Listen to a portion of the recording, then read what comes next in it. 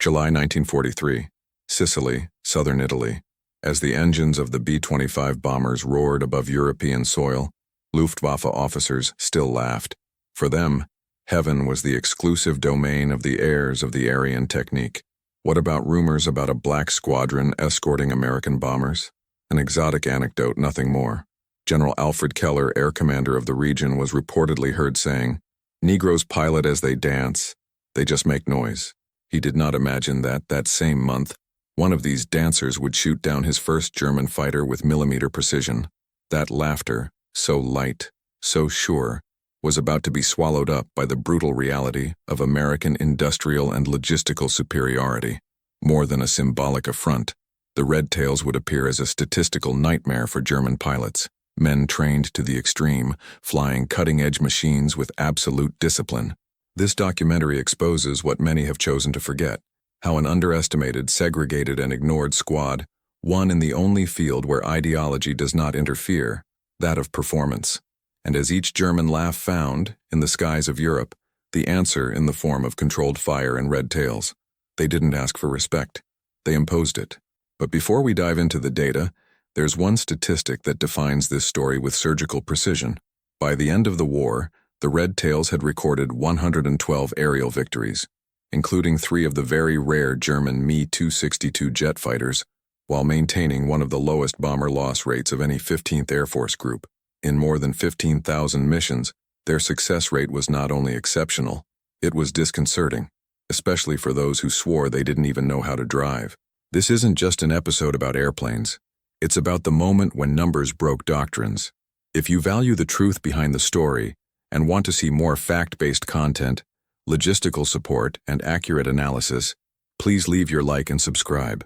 This allows us to continue digging up the files that still defy the logic of war. In 1943, the skies of Europe were considered a domain reserved for the technical elite of the Luftwaffe. German air doctrine, the direct heir to the racial arrogance of the Third Reich, classified its pilots as the vanguard of Aryan supremacy. They weren't just fighters. They were symbols of purity, discipline, and national ingenuity. In this logic, any idea that African Americans could fly fighter jets was considered laughable. The word used in the internal reports was clear: Untermensch, subhuman. According to the doctrine, these men possessed neither the brain structure to handle navigational instruments, nor the moral courage to remain calm in combat. To German officials, it was biologically unlikely that a black American could even take off safely. The error, however, was not only in the perverted biology, it was in mathematics, in engineering, and in logistics. While the Luftwaffe concentrated efforts on forming aces in increasingly scarce models of aircraft such as the Focke-Wulf 190, the United States operated as an industrial powerhouse on a scale never seen in the history of warfare. The difference between the two philosophies was brutal. A German pilot took months to train, received a custom-made aircraft, but flew with rare parts, limited ammunition, and scarce maintenance.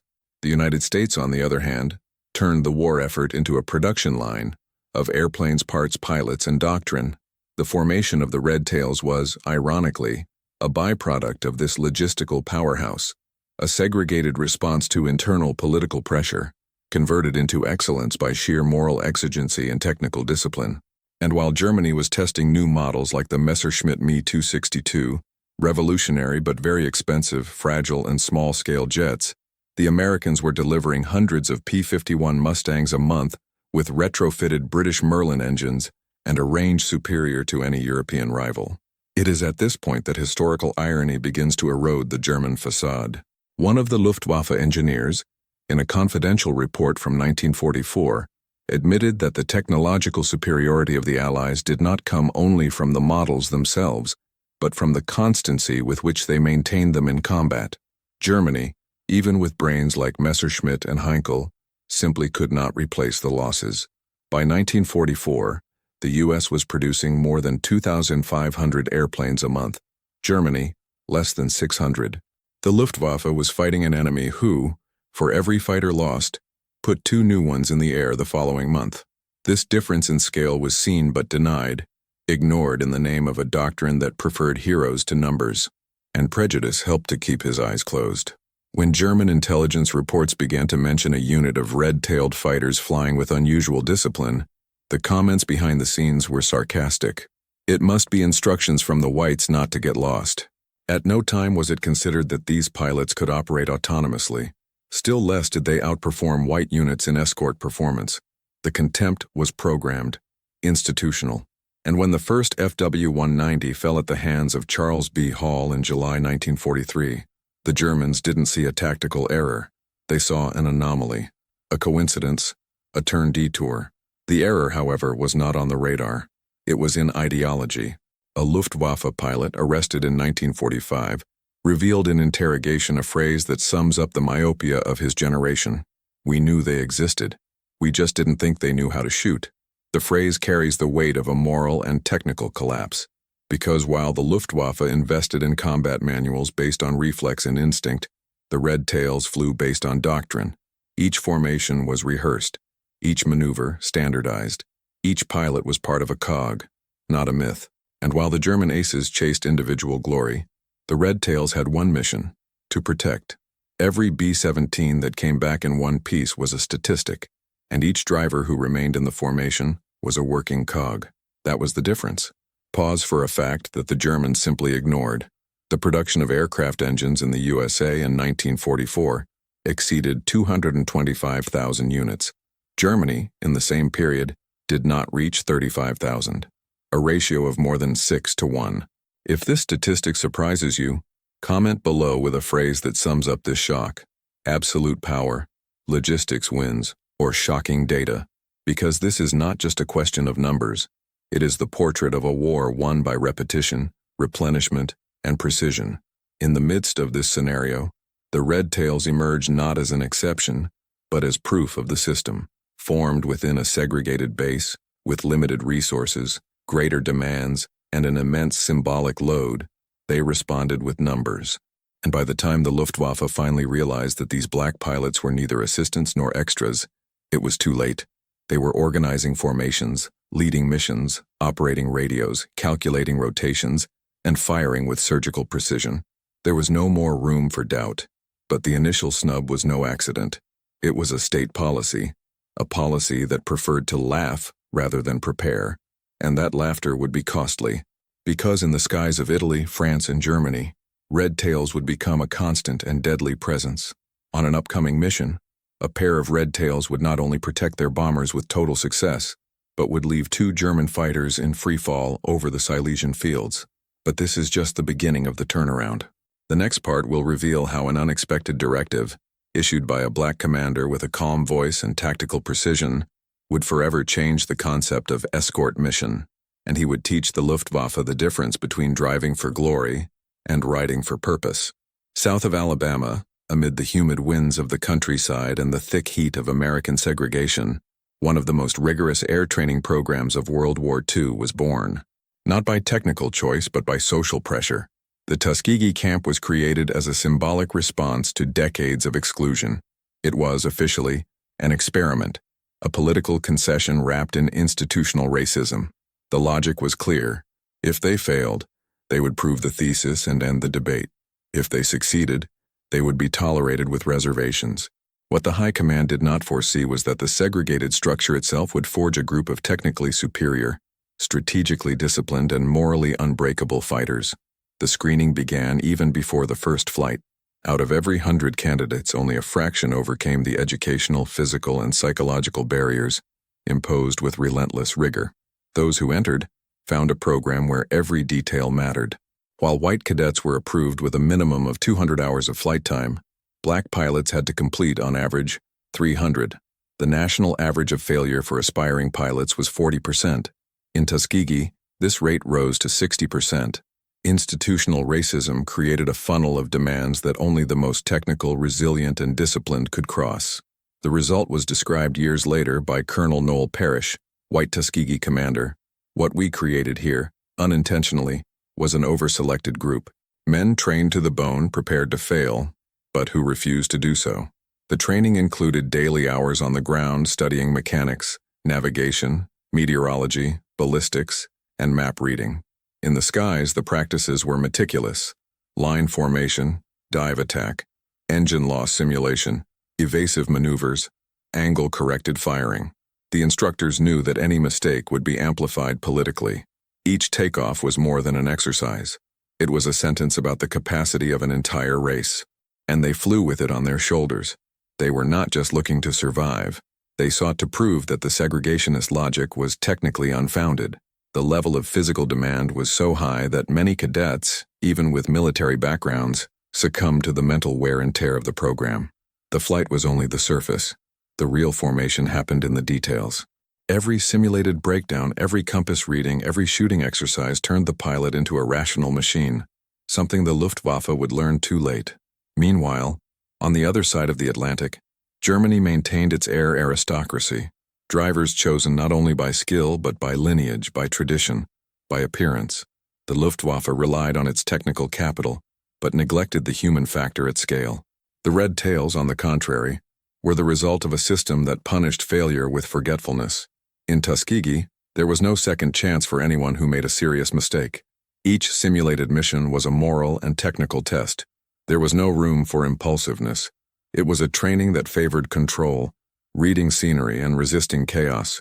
While many German pilots were trained to hunt, the Tuskegee men were trained to protect. The doctrine of escort, flying in formation, holding position, resisting the instinct of pursuit, was cultivated from the earliest flights. They knew they would never be seen as individual heroes. Then they became perfect as a unit. Moton Field Air Force Base, where cadets began their training, was modest compared to other military schools. Limited equipment, old training aircraft, minimal structure. Still, the results exceeded expectations. Part of this came from external pressure. The black press, civil movements, African American intellectuals followed every advance of the program as if observing a historical experiment. One fall, one accident, one mistake, and the whole operation could be shut down. But the mistakes did not come. The numbers came. Night flights came without loss of training. Acrobatics exercises with millimeter precision came. Reports came and began to circulate quietly, behind the scenes in the Army. These pilots were not only capable, they were exceeding standards. The technical irony of the Tuskegee formation is that it was so demanding, so exclusionary, that it ended up generating a group with standards of precision superior to those of other units. They learned to fly not with freedom, but with necessity. Every command on the stick, every flap adjustment, every altitude correction was part of an equation where failing meant confirming the racist thesis. They have internalized discipline to the point of turning it into doctrine. Unlike many U.S. squadrons hastily formed after Pearl Harbor, the Red Tails were not improvisation. They were the product of systematic stoning. And herein lies the paradox. The racism that intended to limit them was the same that created their excellence. The segregated structure didn't want them to shine, but by putting them under constant fire from scrutiny, it created pilots who couldn't miss. And that's why they didn't make mistakes.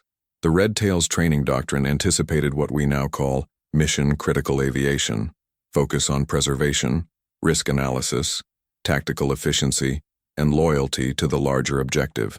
Their instructors knew that they would not be sent to give demonstrations.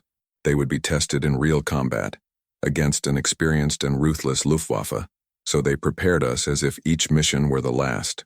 Commander Benjamin O. Davis, Jr., the first black graduate of the West Point Military Academy after decades of absolute silence from his colleagues, was chosen to lead them into combat. His presence at Tuskegee was more than symbolic. It was the continuity of a philosophy. Davis did not train pilots. He cultivated precision. His motto was not to shoot down, but to return. He knew that a black pilot shot down in the Mediterranean would become a statistic, but a black pilot who returned with the bombers intact would be an argument. It was this mentality that was about to collide with the Luftwaffe, and in this clash there would be no room for improvisation. In the next part, we will see what happened when these men, forged under surveillance and trained as surgical instruments, took off for the first time on a real combat mission, an encounter that, in the eyes of Germany, should never have happened, and that when it did left deep marks in the skies of Sicily. In 1943, while Germany tightened the screws of its last Messerschmitts with increasingly scarce materials, on the other side of the Atlantic, the United States operated a war machine that transformed crude steel into operational aircraft with the same predictability as an automobile assembly line. The difference between the two powers was not only in quantity, But in logic, the Luftwaffe, heir to a Prussian tradition of single combat, still glorified the pilot as a lone hero, a knight of the air. American aviation, on the other hand, saw its pilots as part of a system, replaceable cogs within a larger and therefore more powerful machine. German fighters, such as the FW-190 and Bf-109, were refined, tough, and well-armed, but they were also expensive, time-consuming, and highly dependent on logistics that were crumbling under bombardment. The average monthly production of these models in 1944 was no more than 700 units. The United States, on the other hand, produced in the same period more than 2,500 fighters per month, standardized, easy to maintain, and with interchangeable parts. For every loss, 3 new Mustangs were put into the air within weeks. And this difference, impersonal, cold, statistical, won wars. The P-51 Mustang was the ultimate symbol of this American logic. Initially developed for the British, the plane had its true transformation when equipped with the Rolls-Royce Merlin engine, adapted and manufactured under license by Packard in the United States. The result was a long-range, fast, balanced, and absolutely lethal fighter. It flew at more than 700 kilometers per hour, could exceed 2,000 kilometers with auxiliary tanks, and carried 6 50-caliber machine guns, capable of destroying any Luftwaffe aircraft in seconds. More than a fighter, the Mustang was an answer. Where Germany invested in isolated ingenuity, the United States applied scale and standardization. And the most ironic, it was this fighter, manufactured in series, that would be delivered to one of the most meticulously trained groups of the war, the Red Tails. While Germany began to ration aluminum, the United States invested in industrial automation and military contracts in all states. Factories operated 24 hours a day, shifts doubled, production timed. The aircraft assembly line in Inglewood, California, produced more Mustangs than the Luftwaffe could put into flight. American logistics meant that spare parts were on their way to Italy even before the fighting began. And it wasn't just about airplanes. Fuel, ammunition, radio equipment, tires, lubricants, uniforms, all delivered with planned redundancy. It was a war won by spreadsheets, cranes, and cargo ships. The standardization was so precise that a downed pilot could be replaced in 48 hours by another with identical training, in an identical aircraft, with identical armament. Meanwhile, the Luftwaffe lost veteran pilots who could not be replaced with the same quality. The German training system, based on practical experience and combat feeling, could not withstand the rising mortality rates. Germany tried to keep its eagles flying, but could no longer feed its nests. The United States, on the other hand, kept its red tails operating at full capacity, even on high-risk missions, because they knew that behind each pilot, there was an invisible structure that guaranteed the continuity of the mission. The difference between the philosophies was clear. For the Nazis, flying was a privilege reserved for the technical and racial elite. For Americans, it was a military function, and when the function was performed with excellence, the origin of the pilot became irrelevant. On paper, the red tails were still segregated, but in practice, they flew the best fighter in the American fleet, with the best bomber protection rate, and with increasing recognition among the Allies themselves. The Merlin engine, which roared under its red wings, was the embodiment of what the Luftwaffe refused to accept: a black man at the helm of a superior machine. The P-51 also carried a strategic advantage that the Germans were never able to compensate: range. German fighters could operate close to the front line, but they could not chase bombers into the heart of Germany and back. Mustangs, yes. And when the Red Tails began escorting B-17s over Berlin, Leipzig, Munich, and Vienna, Luftwaffe pilots found that there were no more blind spots in the sky. The red-tailed planes flew close to the bombers, maneuvered in unison, and fired accurately. They did not pursue glory. They pursued missions. The impact was direct. The loss rate of the bombers escorted by the red tails dropped significantly. Operational reports showed that the formations they protected were the most disciplined, least dispersed, and most resilient under attack. And this was no accident.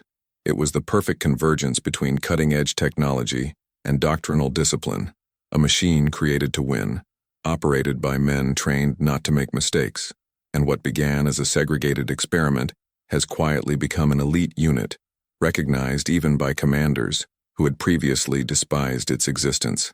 The American system understood that long wars are won by consistency. It's not enough to have a better plane. You need to have 1,000. It's not enough to train an ace. You have to make hundreds. A symbolic victory is not enough. It is necessary to maintain the success rate for months. And that's what the Red Tails did. From July 1944 to April 1945, more than 200 escort missions flew. In 179 of them, they did not lose a single bomber under their guard. The Luftwaffe, already exhausted, could not understand how a segregated group maintained such efficiency. But the answer was not only in the skies. It was in the factories, in stocks, in doctrine. It was in the stocked depots, in the ships crossing the Atlantic with parts, in the standardized training schools, in the engines replaced in the field, in the extra tanks, in the spare loaders. He was in the invisible machine of American war. And on the next mission, this machine would give the Red Tails their first real opportunity to prove in open combat that they weren't just capable, they were lethal. The Luftwaffe still believed that it was all propaganda, until the day a FW-190 was ripped apart by a 50 blast coming from a red-tailed plane. And that pilot, he was not white. The first real test of the 99th Fighter Squadron took place in June 1943, when Tuskegee pilots were sent to North Africa and placed under the command of Colonel William W. Momier of the 33rd Fighter Group. Momier, a veteran of the Pacific Campaign, did not hide his opinion. He considered black pilots unfit for combat. In internal reports, he described the squadron as disciplined but passive, implying that it lacked aggressiveness, an unofficial code used by white officers to delegitimize black pilots without directly mentioning race. For weeks, the 99th was assigned only to secondary patrols over the Mediterranean Sea. They were in the air but far from direct combat. For many, it was a disguised way to neutralize them, a political game disguised as tactical caution. But the scenario changed in early July, when the squadron was ordered to escort B-25 bombers on a mission over Sicily. Target: Castelvetrano Airfield. Among the pilots assigned was Lieutenant Charles B. Hall, a 22-year-old Indiana native, chemistry major, former factory worker, now driving a P-40 Warhawk. The mission was going on as expected until, after the bombs were dropped, two German FW-190 fighters approached the American formation from the rear. The Luftwaffe's protocol was simple: attack bombers after the cargo was released when they were heavier, slower, and more vulnerable. Hall, positioned between the bombers and the fighters, intercepted the attack route. The maneuver was quick, dry, and direct. He entered the line of fire, fired a long burst, and saw the tracers cut through the air until they hit the enemy fuselage. The FW-190 spun to the left, tried to escape, but began to lose altitude. The German aircraft spiraled over the Sicilian fields. It was the first time in the history of the United States Air Force that a black pilot shot down an enemy plane in combat. The reaction at the base was instantaneous. Maintenance crews, made up almost entirely of black men, rushed to the track. Some cried, others clapped, others just looked on in silence. It was not just a military victory. It was a paradigm shift, a direct response to years of silence, contempt, and underestimation. The mission report came to the command with a cold confirmation: an FW-190 shot down by Charles Hall, 99th Fighter Squadron. Momier, pressed for comment, downplayed the feat. He said that the enemy had underestimated the formation and that the success was accidental, but the statistics did not lie. The Luftwaffe had lost one of its best fighters, and not to a white ace, but to a black pilot, flying an aircraft considered inferior. The moral impact was not only on the Allies. Luftwaffe radio intercepts began to record in the following weeks coded references to a new American group with unusual markings.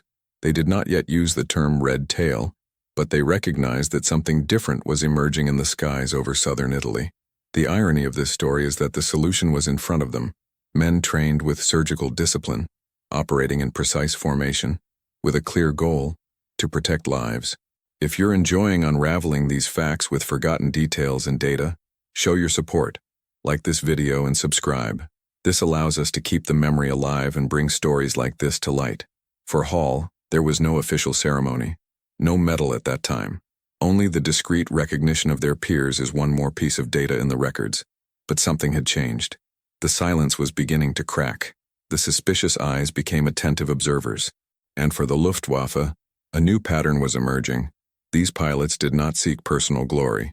They flew coolly, protected their formations, and only fired when necessary. In a scenario where most Allied fighters dispersed at the first sign of combat, the Tuskegee men maintained cohesion. That was the difference. And it was no coincidence. It was doctrine.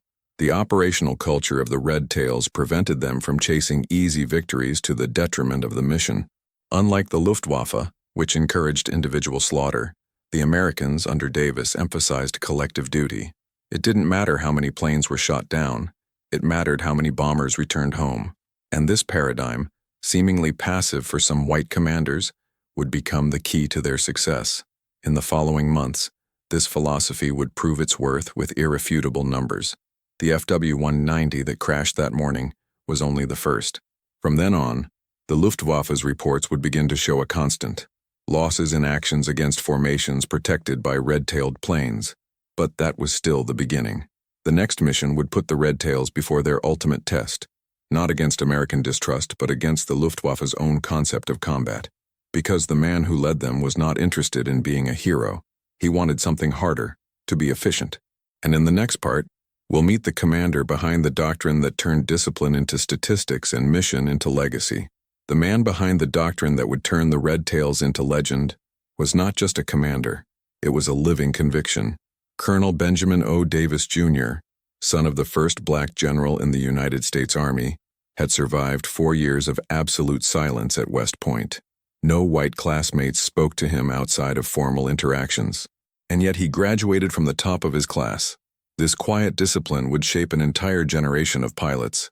When he took command of the 99th Fighter Squadron and then the 332nd Fighter Group, Davis carried more than tactical responsibility. He led a symbol under construction. And his philosophy was clear: we are not here to shoot down planes. We are here to protect lives. This statement was not a moral gesture. It was an operational doctrine. While the Luftwaffe encouraged individual hunting, the accumulation of kills, and glorified the lone hero, Davis instituted the opposite. No one pursues an enemy if it compromises the escort. His direct order to the pilots was non-negotiable: keep the bombers. It didn't matter if the German fighters fled. It didn't matter how easy it was to shoot down an enemy. The mission was to escort. The result was a standard of discipline rarely seen in any air group in the war. Instead of dispersal and chasing chases, the red-tailed Mustangs flew as one body, in layers of defense, in close formation. They were, as the Allied bombers would later call it, the living wall. The goal was simple: not to let the B-17s and B-24s be attacked. This philosophy, while controversial to many white officers who still viewed the Tuskegee pilots with suspicion, gradually revealed its effectiveness. Bomber losses on the missions protected by the Red Tails began to emerge as significantly lower than the average for the other escort units of the 15th Air Force. While entire groups were criticized for abandoning the train to seek confrontation, the 332nd cemented a reputation for reliability. In an environment where each B-17 lost represented 10 crew members killed, wounded, or captured, protecting lives was, in fact, the most valuable metric. And Davis understood that winning the war wasn't about counting how many planes crashed. It was about making sure resources got to their target and back in one piece. The irony of this doctrine is brutal. The Luftwaffe, with its cult of heroism, spent its aces on maneuvers of individual glory, while the most segregated group in the American Air Force wrote its history with sobriety, focus, and precision. And this began to be noticed by the bomber crew members themselves. The messages spread among the units: if you can, ask for a red tail, not because they killed more, but because they stayed. And staying in the war meant surviving. A diary B-17 commander: they didn't talk much. They did not fly in a zigzag. But when the fighters appeared, the Reds were there. Always. Davis turned moral philosophy into tactical advantage. He understood that each mission was a chance to prove something greater than one's own efficiency. It was an opportunity to demolish, with numbers, an entire doctrine of segregation. And technically, his strategy worked. The 332nd's pattern of attack evolved into a 3-tiered structure: a tight escort flying above and around the bombers, a midline capable of intercepting threats from the front, and a patrol farther away, watching the sky for diving counterattacks. This defensive geometry not only protected the bombers, but also discouraged Luftwaffe attacks. German pilots, trained to identify patterns of weakness, began to avoid formations protected by red tails. But what surprised the Allied command most was not only the effectiveness of the red tails, it was his consistency. In more than 170 escort missions, only 27 bombers were lost in action, compared to an average of 46 among the rest of the 15th Air Force groups. The numbers were indisputable, and yet, within the command, the reluctance to fully recognize its value persisted. White drivers continued to be promoted more quickly. The red tails, even with their statistics, faced administrative barriers. But on the battlefield, where data spoke louder, reputation prevailed. Benjamin O. Davis Jr. never screamed. He never demanded favors. He just followed, and he made his men follow him. The almost mathematical precision with which its pilots operated turned the red tails into a logistical phenomenon as much as a tactical one. There was no improvisation. Each flight was a control exercise, and each successful mission accumulated not only victories, it accumulated respect. The Luftwaffe, until then confident of its air superiority, began to register patterns of frustration. In intercepts decoded by British intelligence, references to over-disciplined Americans appeared. A German report, dated October 1944, pointed out, "The new American escort unit maintains training like no other. Our pilots report high difficulty in infiltration." This type of report worried strategists, because in the logic of air warfare, breaking through the bomber formation was essential, and the red tails were preventing that break. With method, with silence, with red tails. Soon the Luftwaffe would face not only this pattern, but also the definitive technological advance that would seal his fate, because the next mission would put the red tails face to face with the Reich's new secret weapon, the Me-262 jets. And then what seemed impossible happened. On January 27, 1944, the skies over Anzio became the theater of a historic turning point. The Luftwaffe launched wave attacks against the newly established Allied beachhead, trying to crush the offensive before it gained traction. Among the bombers and columns of soldiers on display were 15 pilots from the 99th Fighter Squadron, still flying the P-40 Warhawks, aircraft that, at that point in the war, were already considered inferior to the modern Focke-Wulf FW-190. The odds were not in his favor. The Germans had the numerical advantage, the altitude, and theoretically the superior machine. But on that day, theory and reality violently separated. In 2 days of combat, the Red Tails not only sustained the escort but shot down between 8 and 13 enemy aircraft, depending on the source. Lieutenant Charles Hall, already a veteran with a previous victory, added 2 more FW-190s to his account. Other pilots, such as Willie Ashley and Lee Archer, also emerged as accurate hunters in combat. No bombers were lost under her protection, and more than that, none of its planes were shot down during the clashes. The disproportion between expectation and result began to circulate among the Air Force reports. For the first time, the White High Command could no longer ignore the numbers. An internal study comparing the performance of the 99th with other white squadrons that also operated the P-40 concluded the Black Squadron was among the most efficient, if not the most efficient, in the same category of equipment. It was an uncomfortable revelation for many. Colonel William Momure, who months earlier had tried to get the Tuskegee pilots out of operations on the grounds of lack of aggressiveness, had to remain silent. His attempt to sabotage the 99th in an internal report came into the hands of General Henry Hap Arnold. The Supreme Commander of the Army Air Forces was already preparing to cancel the Tuskegee experiment, but Anzio's data made him back down. For the first time, the strategic leadership of U.S. military aviation was forced to reevaluate not only the performance of black pilots, but the very logic of their exclusion. The most impactful thing is that these results were achieved with outdated technology. The P-40 Warhawk, while robust and easy to maintain, was slow, of limited range, and vulnerable against more modern German fighters. Still, the Red Tails won because they dominated every inch of their machines. They compensated for technical deficiencies with discipline, coordinated maneuvers, and accurate tactical reading of the airfield. As Colonel Noel Parrish at Tuskegee had already revealed, this was an over-selected group, made up not only of the most physically fit, but also of the most intellectually resilient. Racism ironically filtered excellence. Reports at the time pointed out that the 99th had a firing accuracy rate higher than the average of other groups in escort missions. Its mortality rate was also lower, The reason? Less impulsiveness, more training. The Red Tails were not chasing glory. They obeyed orders, sustained mission, and protected assets. Davis's philosophy was beginning to show its reach on an operational scale, and with the results at Anzio, the bombers of the 15th Air Force began to informally request the presence of the Red Tails. One commander even wrote, "They don't abandon. They are not stars. They are soldiers."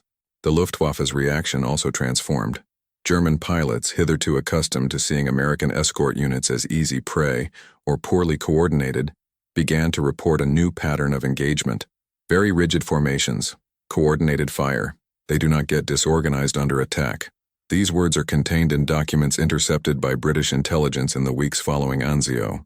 A pattern of respect, still veiled, still ashamed, was beginning to form in German records.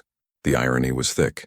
The most segregated group in American aviation emerged as the most feared among those who still insisted on classifying them as inferior.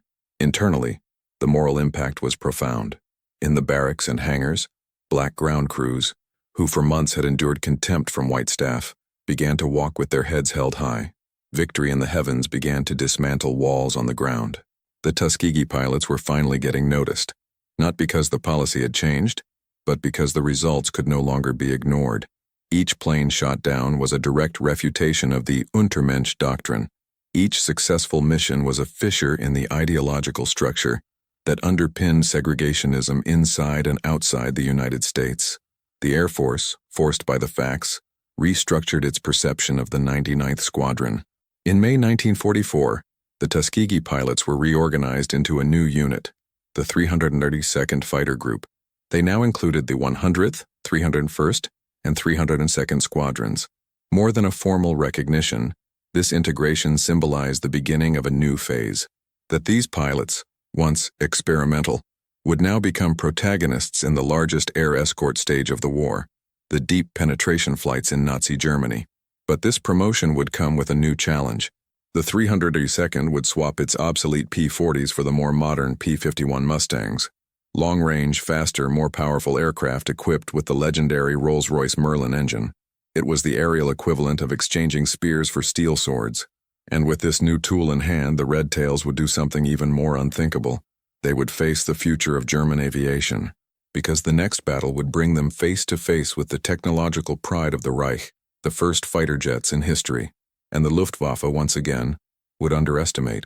As the 332nd Fighter Group prepared to take on deeper escort missions over Germany, it wasn't enough to have the most modern P-51 fighters. It was necessary to think differently. The 15th Air Force's traditional escort doctrine still relied on dispersed reaction tactics, allowing fighter escorts to move away to shoot down isolated enemies, which often left bombers exposed to coordinated attacks. But the Red Tails, under the leadership of Benjamin O. Davis, Jr., introduced something the Luftwaffe didn't expect: applied air mathematics with absolute military discipline. The three-layer protective formation became his signature. The first layer, the nearby weaving escort, flew glued to the bombers, constantly crossing the side to block direct attacks. The second layer, intermediate escort, circled a few meters above and ahead, ready to intercept approaching enemy fighters. And the third, the most daring, was the dive-observing layer, planes positioned at higher altitude, observing attacks and diving only when necessary, with tactical economy and lethal precision. The Luftwaffe, accustomed to holes in the American air cover, found a movable wall there. For the first time, its fighters fell without even breaking through the line of defense. This system required more than skill. It required millimeter synchronization, emotional control, and an almost surgical understanding of aerial theater. There was no room for vanity. A pilot could not isolate himself to seek glory. He needed to keep the designated space, even if it meant letting an enemy escape. This contrasted with the Luftwaffe's philosophy, still centered on individual hunting, on the idea of the ace as a mythological hero who racked up kills. For the Red Tails, the trophy was different. It was seeing the bombers crossing the clouds and returning to base, in one piece. Tactical effectiveness soon translated into statistics. By the end of 1944, the 332nd had one of the lowest bomber loss rates in the entire Air Force. Only 27 bombers were shot down under its escort in 179 sorties. compared to the average of 46 losses for other units. In aerial combat, they had destroyed more than 100 enemy aircraft, and the most impressive thing, they did this with fewer interceptions, that is, with less exposure to risk, thanks to tactical superiority. The Luftwaffe, which had initially mocked the Red Tails, now feared them, and it wasn't because of emotional fear, it was because of the operational collapse that their presence caused. Pause for the inescapable fact. The United States was producing more than 96,000 planes a year, while Germany, under constant bombardment, could barely deliver 34,000. If this number surprises you, leave a word in the comments that defines it. Absolute power, logistics wins, or simply, unbelievable. The innovation of the Red Tails did not go unnoticed among the Allies themselves. Bomber commanders began to request red escorts whenever possible. One B-17 pilot reported, "When we saw the Red Tails, we knew we were going home." This confidence altered the morale of the crew even before it took off. The fame of the Red Tails crossed radios and mess halls like whispers of salvation. It was a reputation built not on advertisements, like so many white aces at the time, but on constant operating results. They didn't have the luxury of self-promotion. They only had the numbers. The Germans tried to adapt. They moved formations, changed interception times, attempted coordinated attacks with several waves, but the Red Tails' triple structure proved resilient. The casualties began to weigh more on the German side. The Luftwaffe's doctrine, based on flexibility and individual initiative, collapsed before the American synchronized machine, now with gears painted red. In a Nazi intelligence report intercepted in late 1944, a Luftwaffe officer described the red-tailed Mustangs as impenetrable and persistent. They operate as if they had an eye on the sky. The observation was not metaphorical. It captured the essence of the upper layer of observation, a strategic innovation that the Germans had not anticipated. It was as if the Red Tails always knew where the attack was going to come from. And indeed they did, because they had mapped enemy behavior with near-scientific precision. Each mission reinforced the thesis. The Red Tails did not win by luck, individual bravery, or charisma. They won by system, doctrine, data, and training.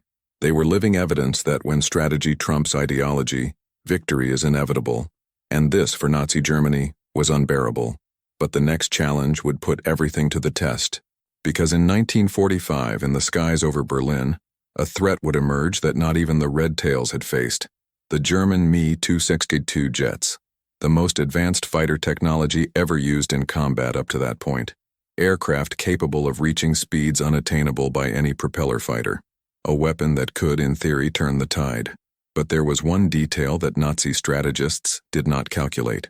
The Red Tails were already ready. Berlin, March 1945. The Reich was collapsing on land, but in the skies the Luftwaffe was still banking on one final trump card, the Me-262, the world's first operational jet fighter. With a speed of more than 870 km/h, it was virtually untouchable by propeller planes. Its two Junkers Umo 004 engines could pass through entire bomber formations even before the escorts reacted. For German strategists, the 262 was not just a weapon, it was the hope of reversal, the symbol of the Reich's technical superiority. And in the hands of the Luftwaffe's experts, he should have been unstoppable. But then, in the sky over Berlin, 3 of these futuristic machines disappeared from the radar, shot down by Mustangs, piloted by black men. The mission that day seemed routine. The 332nd Fighter Group had been assigned to escort B-17 bombers to industrial targets outside Berlin. Ahead loomed the silent threat of German jets. The warning came quickly, multiple high-speed contacts approaching from the rear. They did not come in traditional formation. They were straight-line attacks targeting the bombers, relying on speed to evade the escort. But one man had already studied this pattern, Captain Roscoe Brown. With an analytical eye and surgical precision, Brown noticed something that many did not see. The Me-262s were fast but vulnerable in critical moments, on takeoff, on landing, and during sharp turns.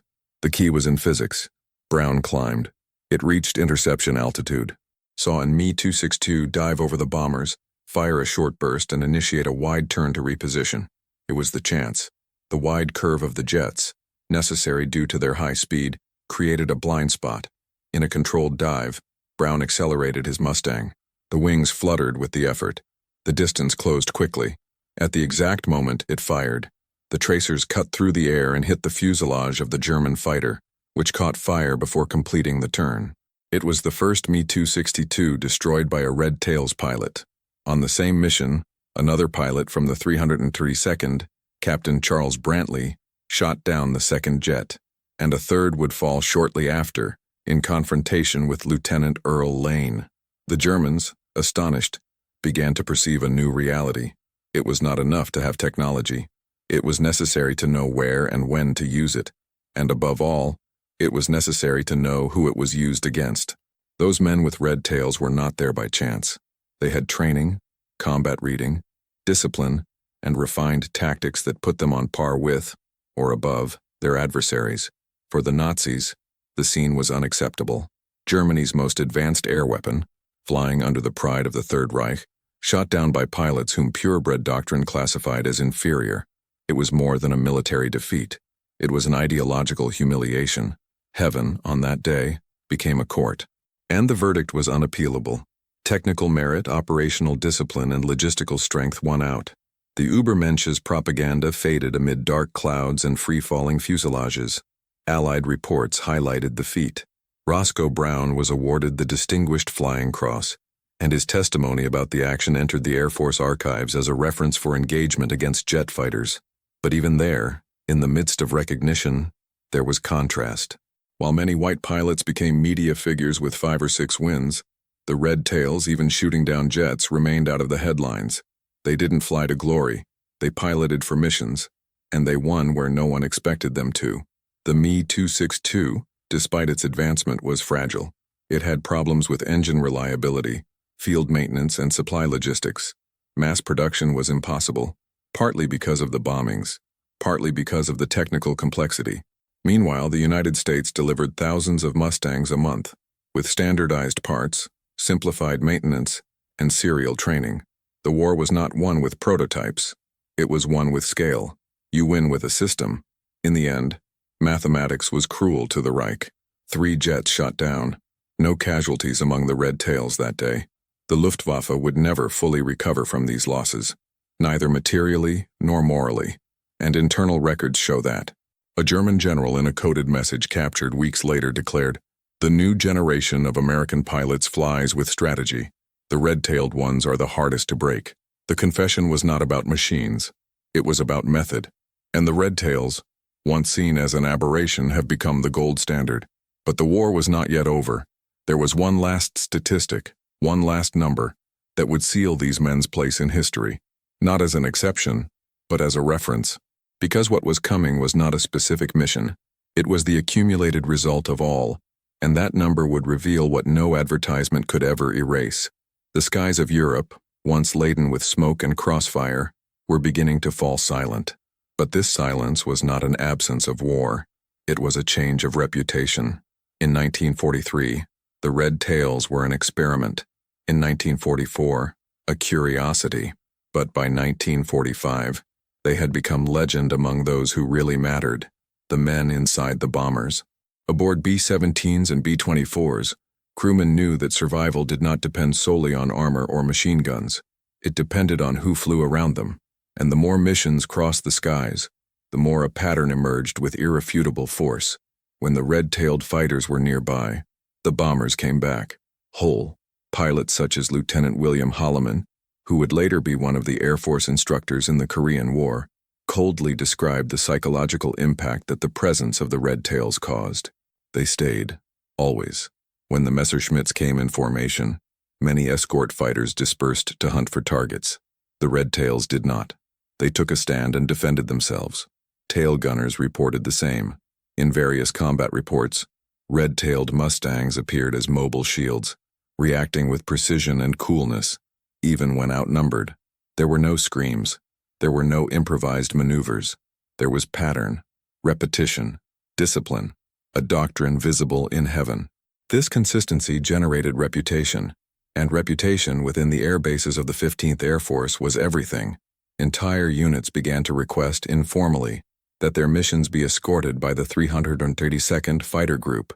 White officers who months earlier had questioned the ability of black pilots now signed reports praising their performance and calling for their designation.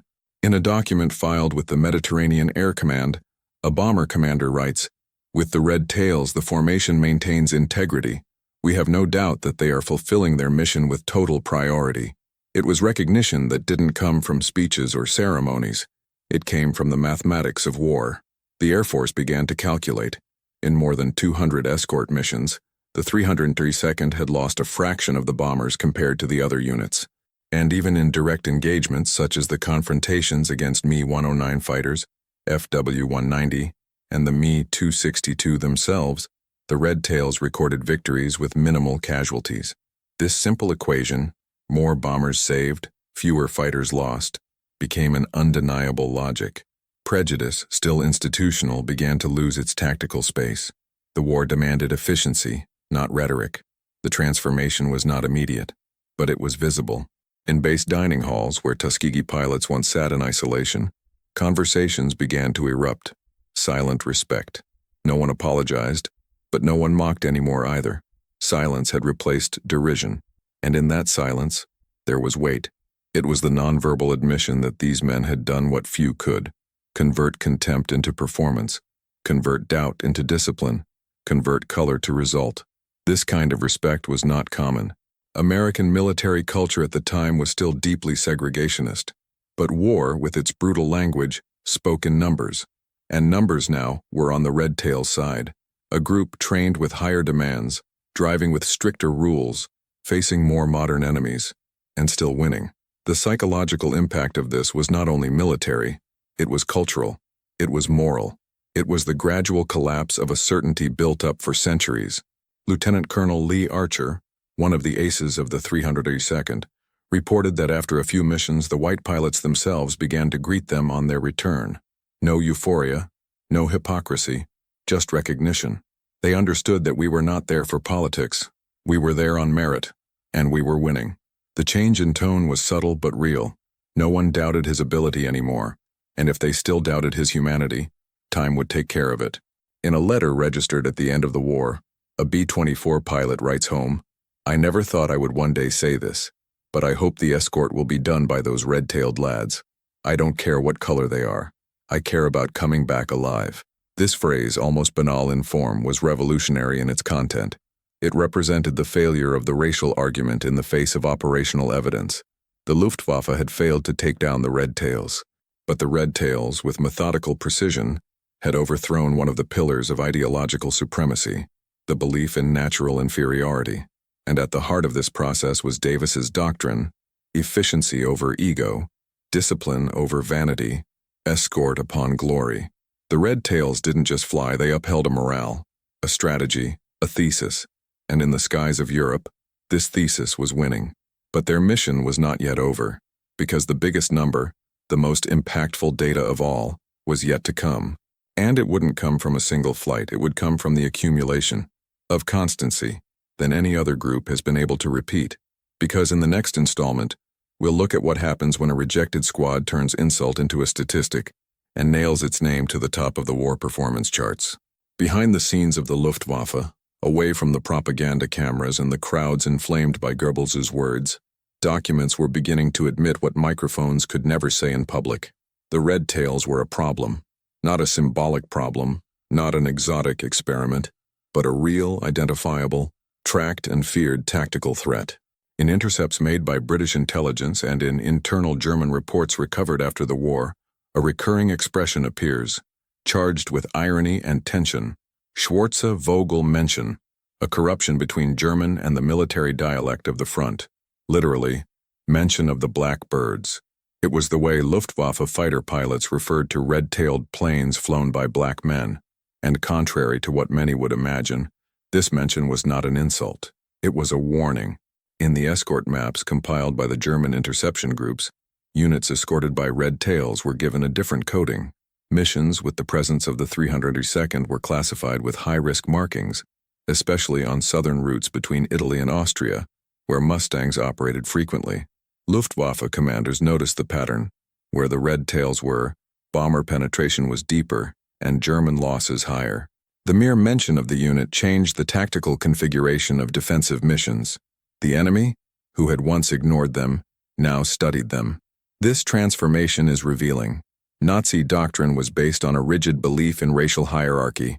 Blacks, according to their pseudosciences, were biologically inferior, incapable of tactical reasoning, military discipline, or technical mastery. They were seen as Untermenschen, subhumans. However, in the corridors of the Luftwaffe, the technical reports contradicted the ideological pamphlets.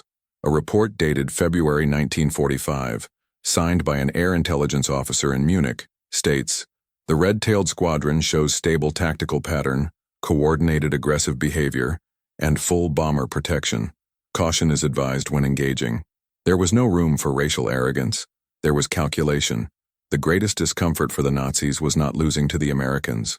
It was losing to those they had declared biologically incapable. The myth of Aryan superiority fed on the idea that excellence was in the blood. But the heavens said something else.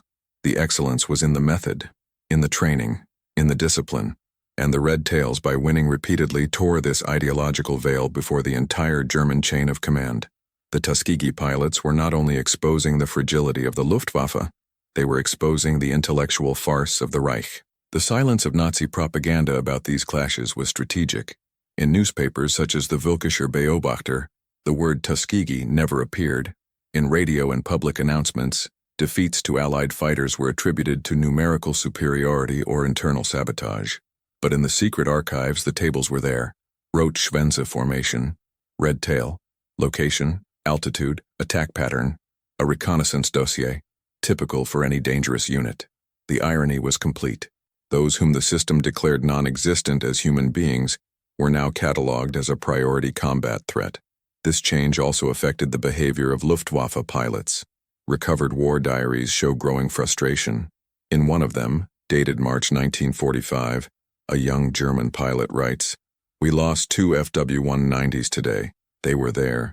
The red-tailed ones. They don't make mistakes. The absence of error, more than the presence of aggressiveness, is what made them feared." The tactical discipline of the Red Tails functioned as a closed system, which thwarted German lightning attacks, nullified evasion maneuvers, and maintained integrity even under bombardment. For a Luftwaffe accustomed to improvisation and individual glory, facing an enemy who thought like a machine and flew like a unit was demoralizing. In practice, Luftwaffe pilots began to avoid direct combat with red-tailed escorts when possible. They prioritized targets without cover or night missions. The Reich, under pressure on all fronts, could no longer waste experienced pilots in confrontations where defeat was statistically probable. The cost of ideology was beginning to be unsustainable, and the acknowledgement, however silent, of the Red Tails' efficiency was not just a military admission, it was a moral collapse. And if there was any doubt about the impact of this turnaround, the final numbers began to consolidate. The Luftwaffe, which at the beginning of the war dominated the skies with dozens of legendary aces, now faced a generation of pilots who sought not fame, but mission. The Red Tails, by the end of the war, had accumulated more than 100 confirmed aerial victories. Most symbolically, they had done so without ever losing a single bomber under direct attack, a statistic that, though disputed in some circles, has become a symbol of the Davis Doctrine, a symbol that no Nazi propaganda manual could erase. But the Luftwaffe's final judgment would not come from rhetoric, it would come from mathematics, because the next stage of the war would reveal not only aerial victories, but also the difference between who could sustain the war and who was doomed to fall. And in this regard, not even the best German engineering could compete with the industrial strength of the United States.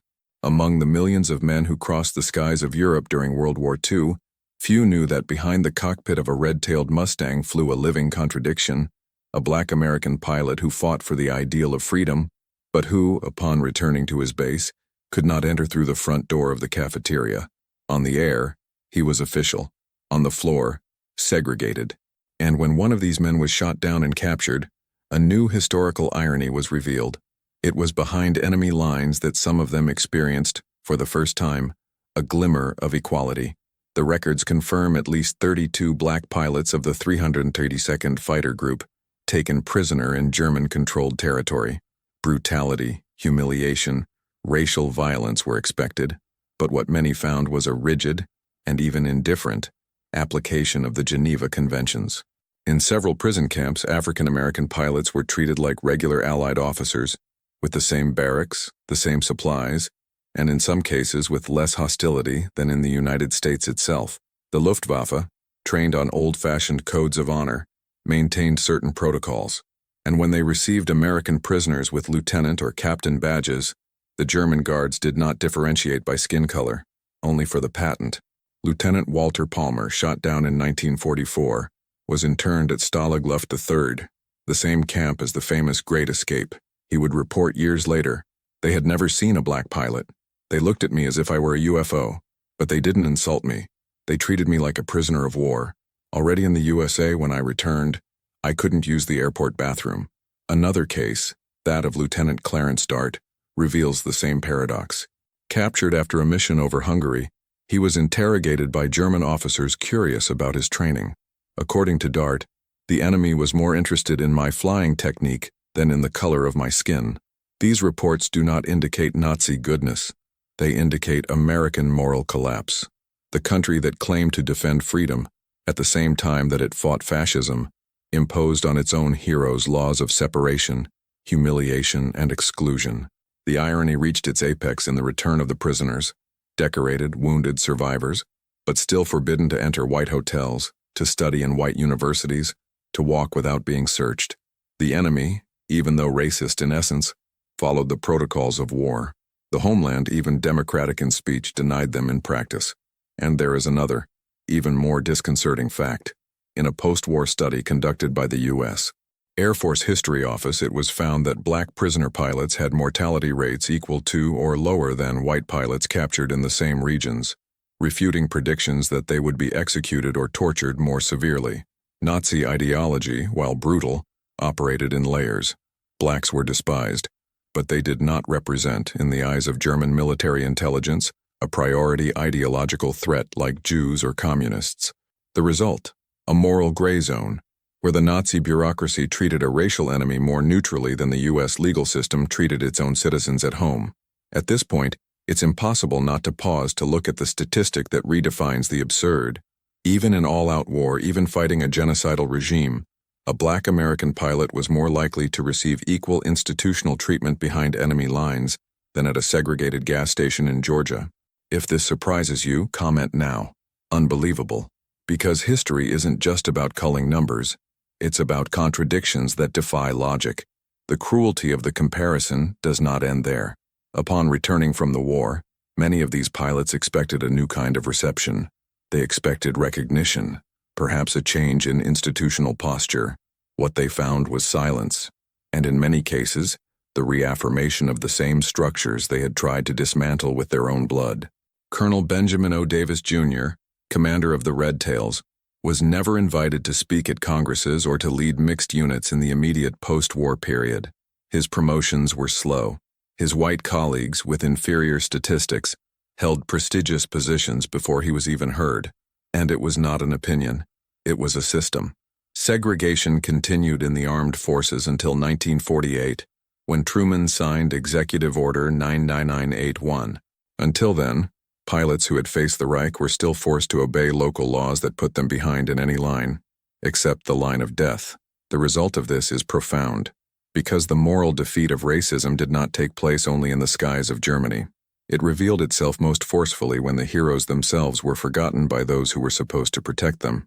The files show that Tuskegee pilots were honored with formalities, but forgotten in the royal reforms.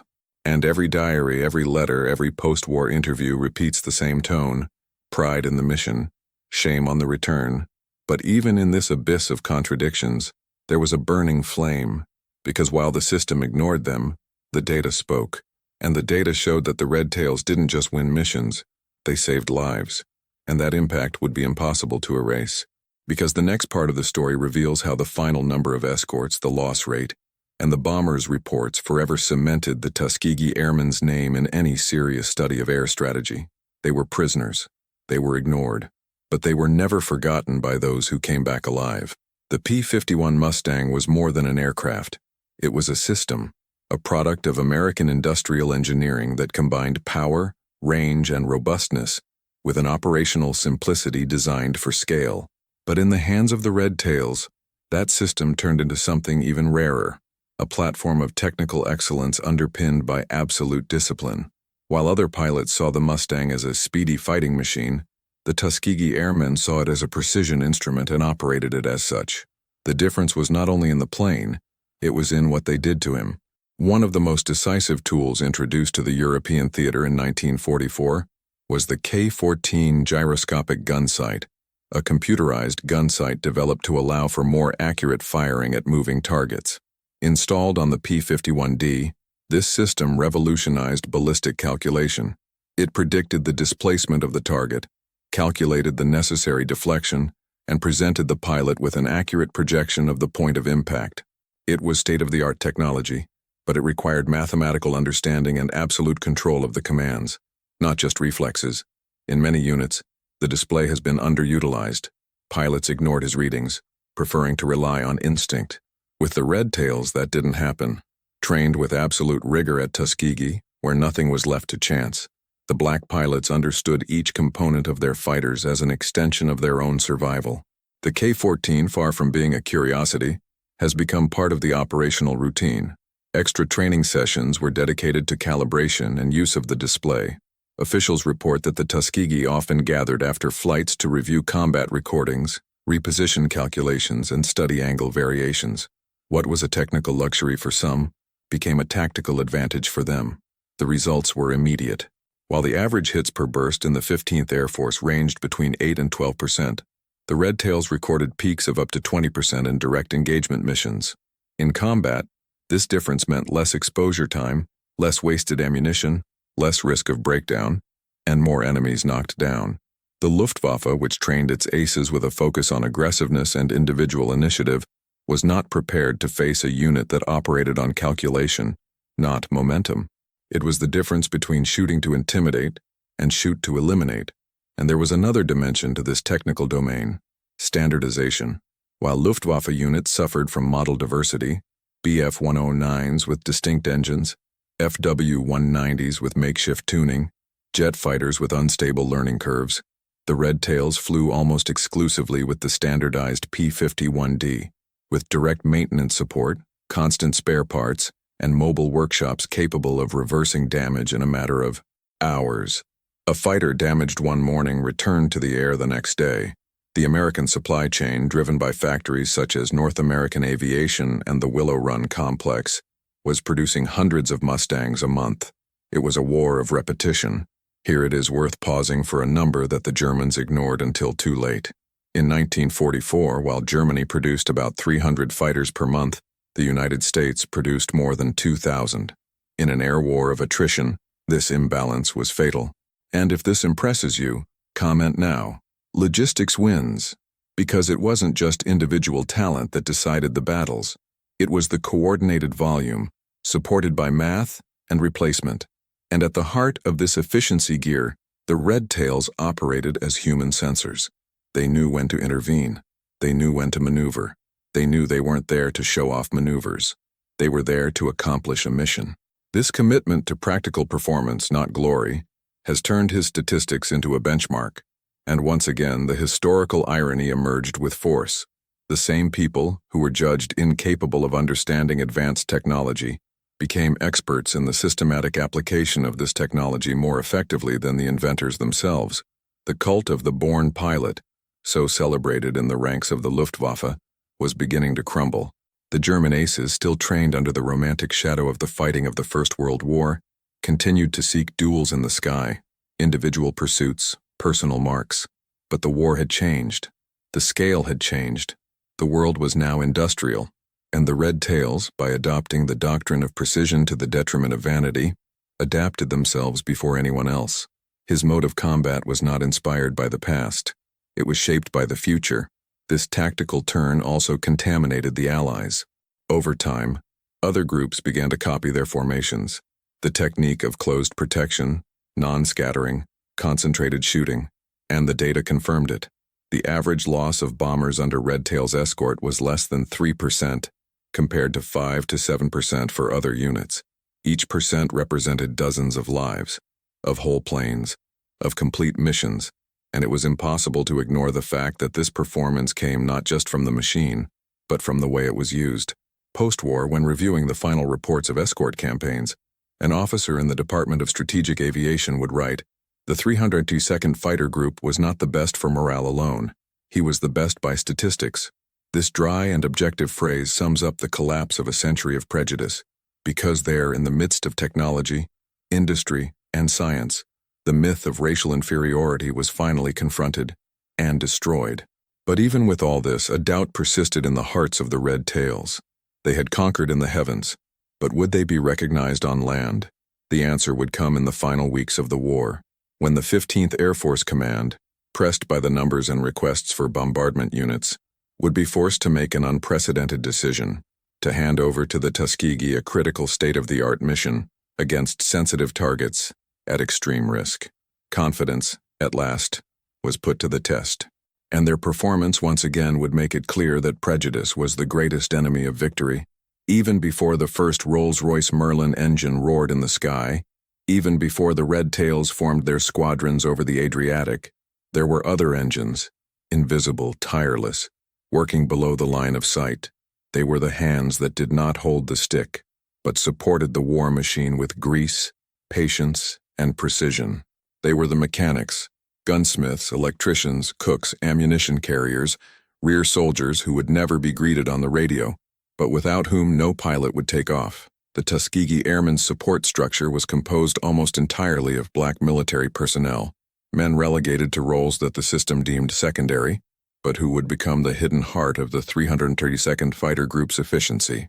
These men were facing a double war, against the Axis, yes, but also against the scarcity imposed by the very structure of the United States Armed Forces. Supplies took longer to arrive, spare parts came in fewer numbers, maintenance chains went through additional bureaucratic filters, and recognition for their functions was often ignored. But even in this hostile scenario, they delivered surprising results. According to the 15th Air Force's performance report, the operational availability rate of Red Tails aircraft fluctuated between 85 and 90%, in some weeks, surpassing white units that operated with more resources. At Ramatelli, an improvised airbase in Italy, the routine was a battlefield apart. The weather was unpredictable, dust-damaged filters, nighttime bombing threatened hangars, and diagnostic equipment was limited. Even so, the mechanics carried out complete overhauls in record time. In an episode recorded in the diary of Lieutenant Roscoe Brown, a Mustang returned with fuselage malfunctions, partial loss of power and failure of the hydraulic system. The forecast was for days of inactivity, but under the light of flashlights, between bomb tracers and the distant sound of artillery, the ground crew restored the fighter in less than 18 hours. The plane took off the next morning. The pilot returned with another FW-190 shot down. These feats were no exception. They were routine. Maintenance at the Red Tails was almost ceremonial, each bolt tightened with precision, each cartridge inserted as if it were personal. Gunsmiths didn't just carry guns, they memorized patterns, calibrated points of impact, adjusted convergences of 50 machine guns with obsession. A small alignment error could mean a missed target, a downed bomber, one life less. And they knew it. That is why each squadron that set out carried with it more than fuel and ammunition. It carried the care of an entire chain of men who operated in the anonymity of the rear. And then there were the radio technicians, who kept the channels open even when the cables were destroyed by the rains. There were the fueling operators, who faced cues and prejudice to ensure that the Mustangs took off with full tanks. There were the cooks, who improvised feeding with low-priority rations, feeding a squad that needed absolute focus on each mission. The combat these men faced did not involve clouds or cannons. It involved rust, logistical delay, and institutional contempt. But even so, they won. And this victory was measured in aircraft that returned to the air before the enemy expected it. One of the chief maintenance sergeants, Lemuel Custis, reported in a letter, "We know we are not going to fly, but every time a Mustang comes back with smoke in the pipe, we know we've done our part." This collective consciousness transformed the Red Tails rear guard into a full-fledged tactical organism. They didn't just do their part, they supported the mission. And it's impossible to understand the Tuskegee aerial success without understanding the human engineering that made it possible. It is at this point that the logic of war shows its true face. It is not enough to build airplanes. It is necessary to keep them in the air, and the American machinery with all its power was superior only because it could turn every gear into continuous performance. The Red Tails proved it, but what few know is that they did it with less, fewer pieces, less credit, less support, and even so, more results. And here, a comparison that dismantles the myth of technical neutrality. During the height of the Italian campaign, the average number of operational P-51 fighters per white squadron was 28 to 32. Among the Red Tails, it ranged between 24 and 30. The numerical difference, small, should not affect the results. But it did, because black pilots, supported by a team that operated twice as carefully, had superior mission success rates. It was the strength of preparation, of redundancy, of invisible sweat. And if these numbers impress you, imagine what the generals felt when reviewing post-war performance reports. There was no longer any denying it. The success was not only tactical, it was structural, and behind that success were hundreds of men whose names would never be in the headlines, but without which no hero would have crossed the sky. Traditional military history tends to forget these names, to glorify those who shoot, not those who prepare the shot. But in this case, the injustice is even greater, because these technicians, mechanics, and gunsmiths didn't just do their job. They exceeded the standards imposed by an institution that expected less of them, and they delivered more. They did it with less insignia, with more sacrifice, and with the same oath, to serve. The next part of this story reveals how, in the face of numbers, the high command finally gave in, how the silent reports began to shape policy, and how Red Tails are no longer just an experiment, to become a benchmark for performance. Merit had spoken, and not even prejudice could stifle the statistics anymore. The air war over Europe was not just a contest of maneuver and courage. It was, above all, an economic and human calculation on a continental scale. Each B-17 Flying Fortress bomber that took off from an Allied base represented more than a vector of destruction. It was an industrial investment of more than $200,000, the equivalent of almost $4 million in today's values. And he did not fly alone.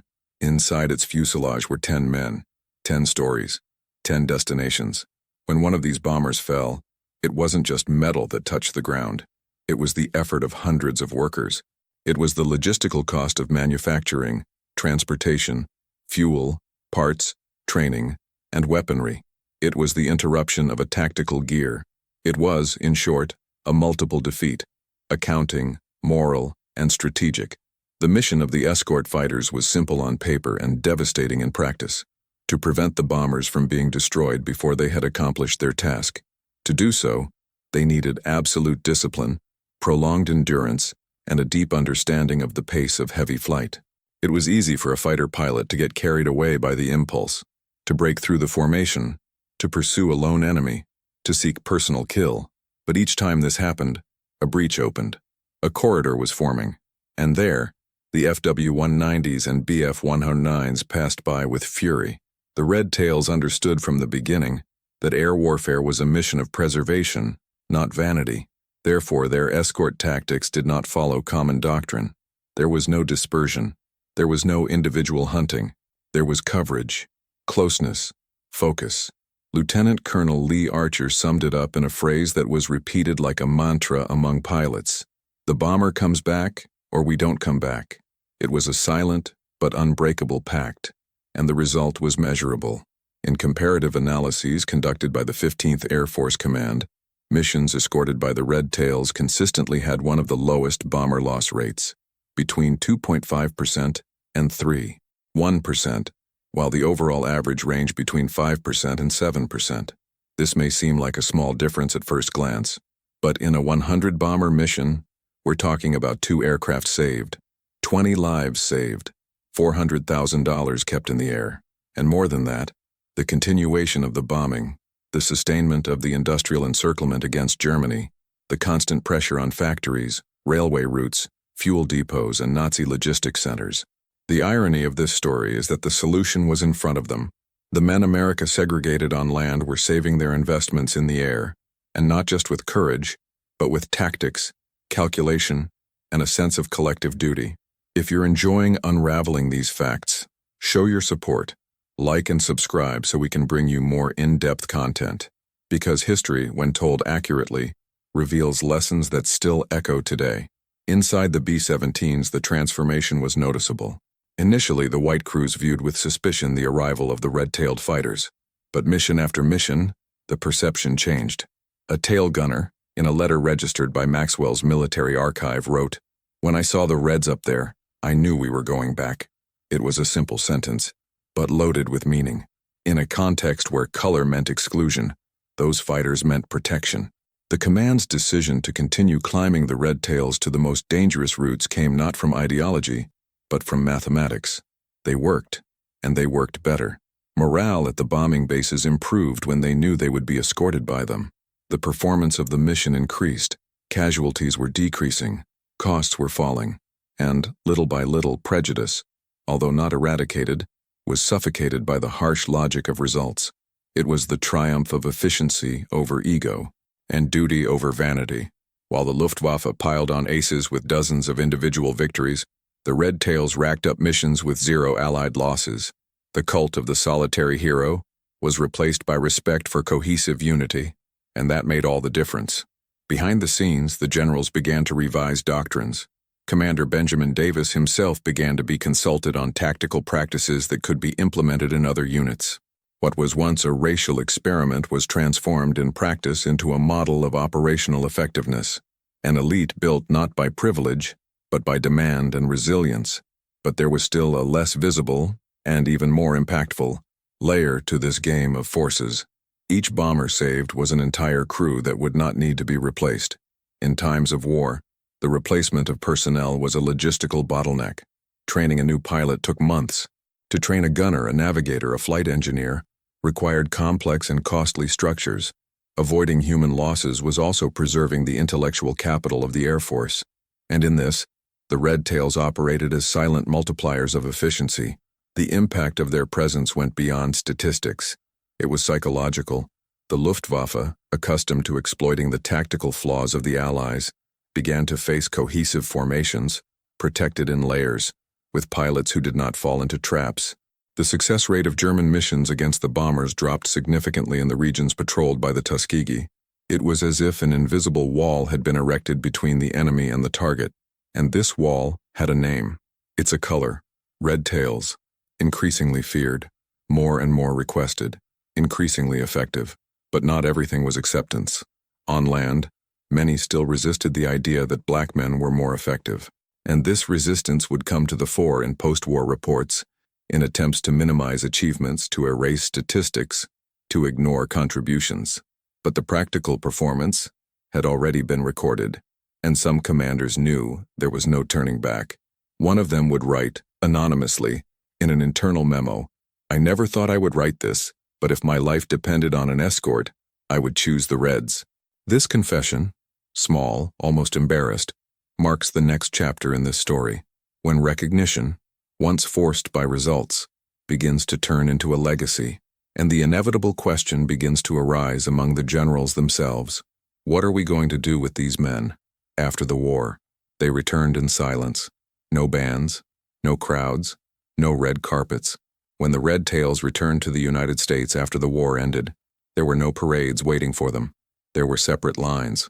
There were signs saying colored in the terminals. There were clean uniforms and discreet decorations, and averting glances.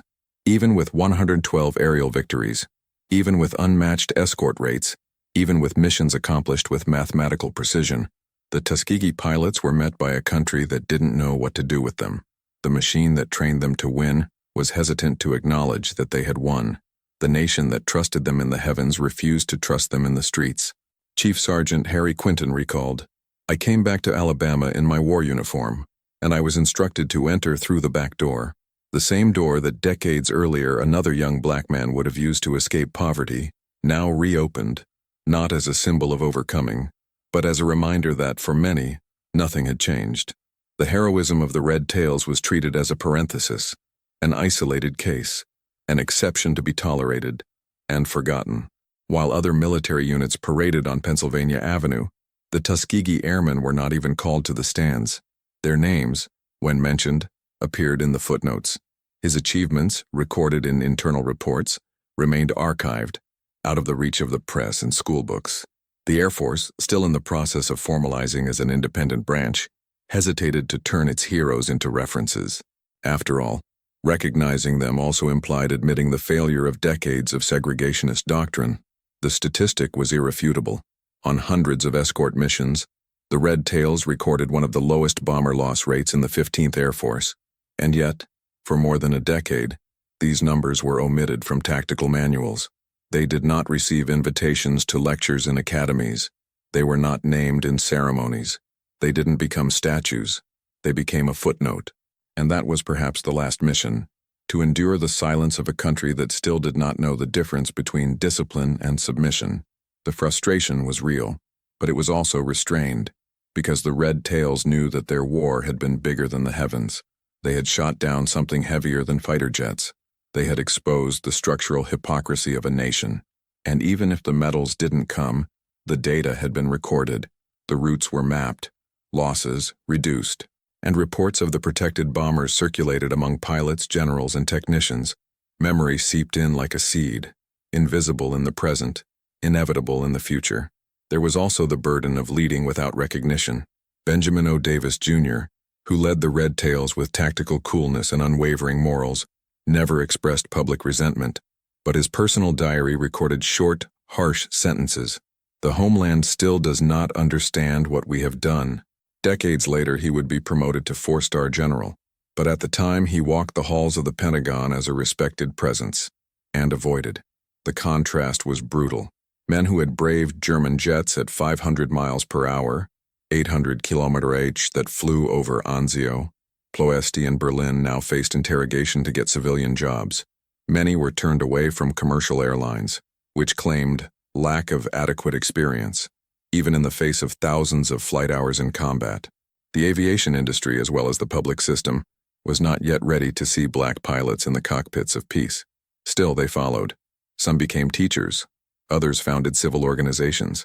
A few were absorbed into the nascent Air Force. But everyone carried the certainty that they had won, not because they were recognized, but because they had left marks that no silence could erase. And even when the media ignored it, the records spoke for themselves. In 1948, 3 years after the end of the war, President Harry Truman signed Executive Order 9981, mandating the desegregation of the armed forces. Many historians attribute this decision directly to the performance of the Red Tails. It was statistics that overcame prejudice. It was efficiency that undermined the ideology. It was professionalism that forced the machine to adapt. They did not ask for inclusion. They imposed it on merit. This silent legacy began to gain volume over time. In the 1970s, the first academic studies. In the 1980s, shy documentaries. In the 1990s, official mentions in presidential speeches. In 2007, finally, the Red Tails were honored on Capitol Hill with the Congressional Gold Medal. It was the minimum. It was late, but it was undeniable.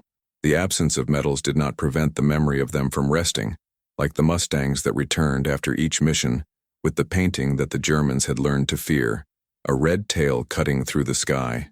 They proved, with facts, that excellence is independent of color, what discipline can be a weapon, that compassion can be tactical, and that sometimes the greatest victory is to survive the silence and still maintain your posture. But not even this epilogue closes the story, because there is a statistic almost forgotten that connects past and present. Among the Tuskegee-trained pilots, more than 100 were credited with confirmed victories, more than 100 German planes shot down, and among them, a growing number were recorded after the first laugh of disdain back in 1943 by Luftwaffe pilots who called the Red Tails an experiment. The next part of this story reveals who these men were, and why for every German laugh, the answer came in the form of smoke in the sky. Time, they say, is the supreme judge of truth, and in judging the Tuskegee Airmen, he was ruthless, not with them, but with a nation's selective memory. For decades, the Red Tails were remembered more accurately in Luftwaffe notes than in U.S. school curricula.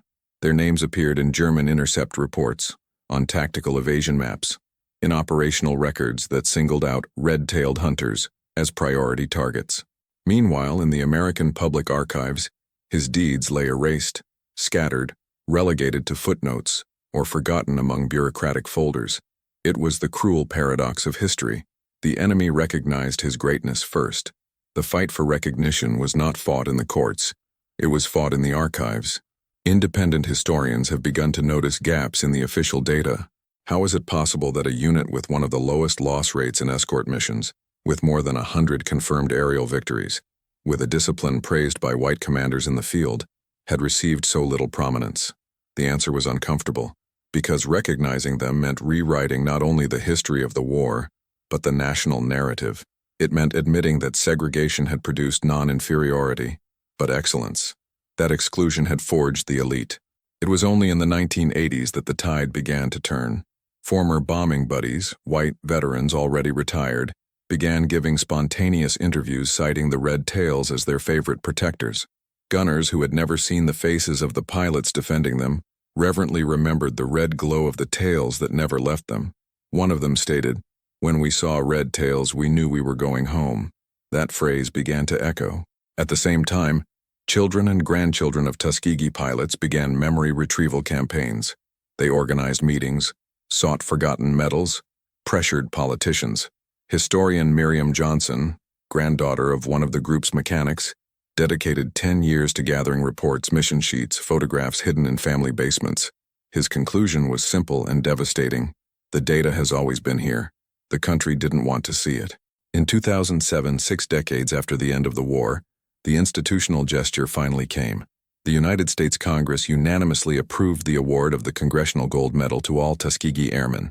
At the ceremony, more than 300 veterans attended, already in advanced age, some in wheelchairs, others standing with restored uniforms. The president called them American heroes, who took down 2 enemies, Nazism and internal prejudice. But even this recognition, late and symbolic, came loaded with irony. Because among those decorated were men who, even after the war, were still barred from using toilets in segregated train stations. Men who flew over Berlin, but were barred from hotels in Philadelphia. Memory, however, began to do its work. Films, documentaries, statues, museums. The red tails began to occupy the space they always deserved, not as a footnote, but as an obligatory chapter. More than that, as a permanent warning that the truth can be stifled but not destroyed. Today, Air Force academies study their tactics. Their stories are cited in leadership manuals, and their names, once omitted, now baptize hangars and military schools. Still, the battle against oblivion is not over, because institutional memory is fragile, and generations are quickly renewed. Preserving the legacy of the Tuskegee Airmen is more than counting their victories. It's understanding the cost of ignoring them. It is to remember that for years, a military elite forged in discipline and blood was treated as invisible in its own country, and that this invisibility was not accidental. It was a project. The final irony is this.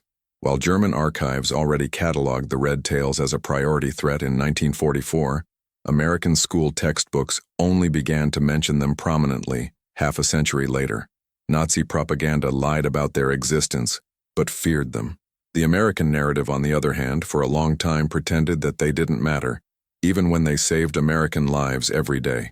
Preserving the memory of the red tails is, therefore, continuing the moral war against oblivion. It's understanding that every piece of data recovered, every name remembered, every mission reconstructed is a form of justice, not just for them, but for the country they helped protect, even when that country refused to protect them. Because if the Luftwaffe was forced to respect them, the United States has an obligation not to forget them. But a number is still missing, a final fact, a number that doesn't just talk about victories, but about real strategic impact. Because while his deeds impressed the heavens, his actions on paper saved millions. And this is what we will see next. The cost avoided, the life preserved, the silent impact of his discipline. War is not only measured by slaughters, but by everything that has not been destroyed. In the tribunals of war, verdicts are cold, etched not in words but in numbers, and the red tails numbers speak louder than any speech. In just under 3 operational years, black Tuskegee pilots flew more than 15,000 combat missions, a number equivalent to 2,000 operations more than the total number of Luftwaffe missions during the Battle of Britain. There were 112 officially recognized aerial victories, including 3 Me-262 jet fighters, the most advanced German combat technology, shot down by Mustang fighters piloted by men who, according to enemy doctrine, should never have taken off. They lost only 27 bombers on escort missions, compared to an average of 46 for the other groups of the 15th Air Force. This isn't just efficiency, it's a redefinition of doctrine. Each B-17 saved represented 10 living crew members, and about $250,000 worth of equipment and training saved. The math was simple. Protecting lives cost less than replacing steel and blood, and the Red Tails protected like no one else. They received 96 distinguished flying crosses, and they paid with the lives of 66 pilots. The sacrifice was real, but his message was even more concrete. Prejudice does not survive performance. Racism, as a doctrine of war, is ineffective. It does not resist the logic of the battlefield. It does not cross clouds when competently confronted. The Luftwaffe learned this too late. The American commanders took longer. But history has recorded. And today, each of these statistics functions as a historical sentence, not of accusation, but of correction. With each mission completed, a stereotype fell. With each bomber saved, a racial lie was dismantled. And with each enemy jet shot down, an entire doctrine crumbled into flames. What remains is the brute truth. Competence wins. Science wins. Discipline wins. And when all this is placed in the hands of men who have been forged in the fire of contempt, the result is inevitable. But before we end this mission, one last acknowledgement remains. One last number, not of victories, but of oblivion. Because for decades, all of this was ignored, muted, hidden, and now, finally revealed. In the next and final chapter, we will see how this silence was broken. And because more than honoring the past, remembering the Red Tails is protecting the future. By the end of the war, what was left in the skies of Europe was not the colors of the flags, but the accuracy of the results. The Luftwaffe, once proud of its technical pedigree and the myth of the Aryan pilot, had collapsed, not just because of numerical inferiority, but because it failed to see the obvious, that modern warfare is won by those who produce the most, train best, and operate with discipline. The industrial and logistical power of the United States, translated into planes like the P-51 and squadrons like the Red Tails, dismantled the doctrine based on glory and blood. While the Nazis bet on symbols and castes, America, for all its contradictions, armed the excluded and saw in them its most precise advantage. The great lesson of this story is immutable. Ideology can shape discourses, but it does not alter flight paths. On the battlefield, logistics trumps bravado, and competence silences arrogance. General Adolf Galland, one of the greatest aces of the Luftwaffe, summed up this gulf with brutal honesty. We were defeated by men and by trucks. If you value the truth behind myths and believe that the story should be told accurately, enjoy this video, subscribe to the channel and activate the bell. This helps us continue the research and bring new narratives ignored by books. Comment below, what was the most shocking data for you? The downed jets? The rate of protected bombers? Or the fact that all of this has been ignored for decades? Don't go away yet. Listen to the next true story that will appear on the screen. Always remember, logistics determine strategy. Watch the next video here on the channel with another incredible story.